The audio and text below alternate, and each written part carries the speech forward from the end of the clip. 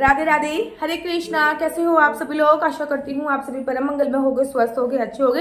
सर्वप्रथम आप सभी को जन्माष्टमी की अनंत और अनंत शुभकामनाएं। जन्माष्टमी का पावन पवित्र त्योहार बस आपके घर के मुख्य द्वार पे दस्तक देने ही वाला है और आज की वीडियो में हम लोग जानेंगे कि आने वाली जन्माष्टमी पर आप किस प्रकार से अपना व्रत रख सकते हैं। जन्माष्टमी का व्रत 1 नहीं, 2 नहीं, 3 नहीं, 4 नहीं, पूरे 5 प्रकार से जन्माष्टमी का व्रत रखा जा रहा है। मैं 5 प्रकार से आपको बताऊंगी कि जन्माष्टमी का व्रत आप किस प्रकार से रख सकते हैं, किस प्रकार से नहीं रख सकते, या फिर कौन सी विधि से आप जन्माष्टमी का व्रत रख सकते हैं, कौन सी विधि से जन्माष्टमी का व्रत नहीं रख सकते। एक बात याद रखिए कि जी पद्म पुराण में ऐसा वर्णन आया है कि जन्माष्टमी का व्रत रखने से हमको 20,000 करोड़ एकादशी के व्रत रखने का फल प्राप्त होता है। सोचिए, 20,000 करोड़ एकादशी के व्रत रखने का फल प्राप्त होना। वैसे भी एकादशी जो होती है वो व्रतों का राजा बोली जाती है और उसमें भी एक जन्माष्टमी का व्रत रखने से आपको 20,000 करोड़ एकादशी के व्रत रखने का फल प्राप्त हो रहा है। तो आप सोचिए जन्माष्टमी के व्रत का कितना ज्यादा महत्व होता होगा। तो जन्माष्टमी का जो व्रत होता है वो 5 तरीके से रखा जाता है। इस वीडियो में मैं आपको पूरे के पूरे 5 तरीके बताने वाली हूँ जन्माष्टमी के व्रत आपको किस प्रकार से रखना चाहिए। सबसे पहला इंपॉर्टेंट तरीका वो होता है निर्जला। आपको जैसे कि जन्माष्टमी चाहे आप 26 तारीख की बना रहे हो या 27 तारीख की बना रहे हो, कमेंट्स करके जल्दी से मुझे बताइए कि जन्माष्टमी का उत्सव आप कौन सी तारीख को बना रहे हो। बेसिकली जन्माष्टमी का उत्सव मैं 26 तारीख को बना रही हूँ। 26 तारीख को मेरे घर में मेरे प्राण प्रिय प्राण वल्लभ राधा रानी और भगवान श्री कृष्ण जी का प्रादुर्भाव होने वाला है, अर्थात उनकी स्थापना हो रही है जुगल जोड़ी सरकार की। तो 26 तारीख को सबसे पहला तरीका जो व्रत रखने का होता है वो होता है निर्जला व्रत रखना। आपको जन्माष्टमी का निर्जला व्रत रखना है, अर्थात सप्तमी तिथि की रात्रि से ही आपको जल त्याग देना होता है और आपको श्री कृष्ण जी के जन्म के बाद अर्थात जन्माष्टमी वाले दिन रात को 12 बजे के बाद जब हम श्री कृष्ण जी का हम लोग जन्म कराते हैं उसके बाद चन्यामृत पी के आपको अपने व्रत का विश्राम करना होता है। इस निर्जला व्रत में आपको पानी अन्य कुछ भी सेवन नहीं करना होता। प्रॉपर निर्जला व्रत रखना होता है, बिना पानी के व्रत रखना होता है, बिना जल के व्रत रखना होता है, ना कुछ खाना होता है, ना चाय कॉफी इत्यादि कुछ भी नहीं पीते। निर्जला का मतलब होता है निर्जला, प्रॉपर तरीके से व्रत रखना।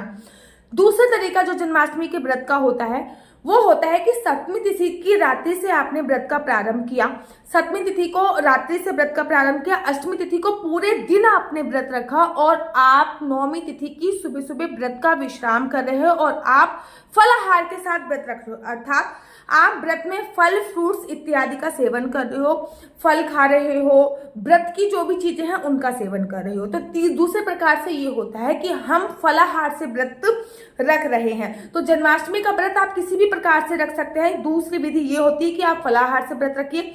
सप्तमी तिथि की रात्रि को भी किसी भी प्रकार का भोजन इत्यादि नहीं करना। जन्माष्टमी वाले दिन पूरे दिन भोजन इत्यादि नहीं करना। रात को 12 बजे के बाद भी श्री कृष्ण जी का जन्म इत्यादि कराने के बाद फलाहार करना है और अगले दिन ही आपको अन्न का उपयोग करना है। तीसरे तरीके से जो व्रत रखा जाता है वो कुछ इस तरीके से होता है कि आपको सबसे तरीके से जो व्रत होता है वो कुछ इस प्रकार से व्रत होता है कि आपने सप्तमी तिथि की रात्रि से कुछ भी नहीं खाया। सप्तमी तिथि की रात्रि को आपने व्रत रखना प्रारंभ किया, उसके बाद अष्टमी तिथि को पूरे दिन आपने व्रत रखा और रात को 12 बजे के बाद भगवान श्री कृष्ण जी का प्रादुर्भाव, भगवान श्री कृष्ण जी का जन्म करा के चांद को अर्घ देकर आपने सबसे पहले चन्यामृत से व्रत का विश्राम किया। उसके बाद आपने 56 भोग प्रसाद और अन्न का भी सेवन कर लिया, जो कि हम लोग भी इसी प्रकार से व्रत रखते हैं। पूरे वृंदावन में इसी प्रकार से व्रत रखा जाता है। हम लोग रात्रि के 12 बजे के बाद अन्न का सेवन कर लेते हैं। सबसे पहले हम लोग जो व्रत का विश्राम करते हैं वो चन्यामृत से करते हैं। रात को 12 बजे के बाद जिस जल से हमने अपने बाल गोपाल लड्डू गोपाल को स्नान कराया है उस जल को वो चन्यामृत से हम अपने व्रत का विश्राम करते हैं तुलसी दल खा के, और उसके बाद हम 56 भोग में से थोड़ा थोड़ा प्रसाद जो होता है वो खुद भी धारण कर लेते हैं और इस प्रकार से हम अपने व्रत का विश्राम करते हैं। चौथा तरीका व्रत का ये होता है, ये चौथा तरीका उन लोगों के लिए है जो महिलाएं गर्भवती हैं। वो केवल दोपहर को 12 बजे तक का व्रत रखते हैं। सप्तमी तिथि से आपको व्रत का प्रारंभ करना होता है और दोपहर को आपको 12 बजे तक व्रत रखना होता है। दोपहर को 12 बजे के बाद आप अपने व्रत का विश्राम कर सकते हैं। ये व्रत केवल उन महिलाओं के लिए है जो महिलाएं गर्भवती हैं या फिर जिनको बहुत ज्यादा शारीरिक रोग है, अर्थात जिनको कोई ना कोई शारीरिक परेशानी बनी रहती है, वो महिलाएं इस प्रकार से व्रत आप रख सकते हैं। और अब मैं 5वां तरीका व्रत रखने का बताने जा रही हूँ, जो कि बहुत सारे लोग रखते हैं। बहुत सारे लोग इस प्रकार से भी व्रत रखते हैं कि वो लोग हमेशा सप्तमी तिथि से रात्रि से आप लोग व्रत रखते हो। उसके बाद अष्टमी तिथि पे पूरे दिन आपको कुछ नहीं खाना होता। हाँ, कृष्ण जी का जन्म कराने के बाद रात्रि को, उसके बाद आप लोग हल्के से जल का सेवन करते हो। जल का सेवन करने के बाद आप सीधा नौमी तिथि पर अपने व्रत का पारायण करते हो। तो कुछ इस प्रकार से भी आप लोग व्रत रख सकते हो। ये व्रत रखने के 5 तरीके होते हैं। पूरे मथुरा वृंदावन में जो जन्माष्टमी बनाई जा रही है वो 26 तारीख को ही बनाई गई है, और इस बार जन्माष्टमी पे बहुत ही ज्यादा शुभ संयोग बन रहे हैं। इस बार जन्माष्टमी पे वो सभी शुभ संयोग बन रहे हैं जो शुभ संयोग भगवान श्री कृष्ण जी का जब प्रादुर्भाव हुआ था, जब द्वापर युग में बने थे, वही सभी शुभ संयोग इस बार जन्माष्टमी पे बन रहे हैं।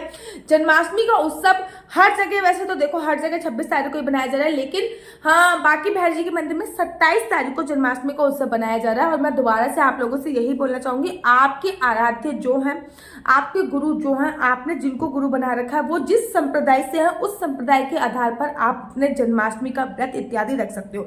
जन्माष्टमी का व्रत अगर आप लोग चाहो तो 2 दिन भी रखा जा सकता है।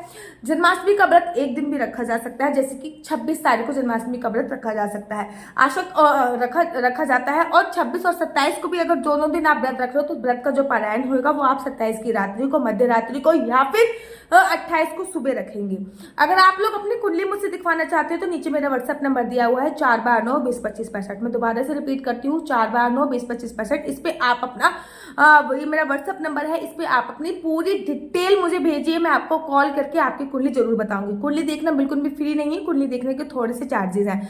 अगर आप लोग अपनी कुंडली मुझसे दिखवाना चाहते हैं, आपके बच्चे का फ्यूचर क्या होने वाला है, आपके हस्बैंड का फ्यूचर क्या होने वाला है, आपकी शादी का योग कब बन रहा है, या फिर आप ये सभी भी जानकारी चाहते हो कि आपकी कुंडली के अनुसार आपकी कुंडली में कोई राजयोग है या नहीं, अगर बच्चा जॉब करेगा तो किस फील्ड में जॉब करेगा, अगर बिजनेस करेगा तो किस फील्ड में बिजनेस करेगा, ये सभी जानकारी मैं कुंडली के माध्यम से आपको देती हूँ। लेकिन कुंडली देखना बिल्कुल भी फ्री नहीं है, इसके थोड़े से चार्जेस हैं। अगर आपको मेरी वीडियो अच्छी लगती है तो आप अपना यूट्यूब चैनल हरि बोल को लाइक से सब्सक्राइब करना बिल्कुल भी मत भूलिए। तब तक के लिए मुझे दीजिए इजाजत। राधे राधे, हरे कृष्णा, हरि बोल।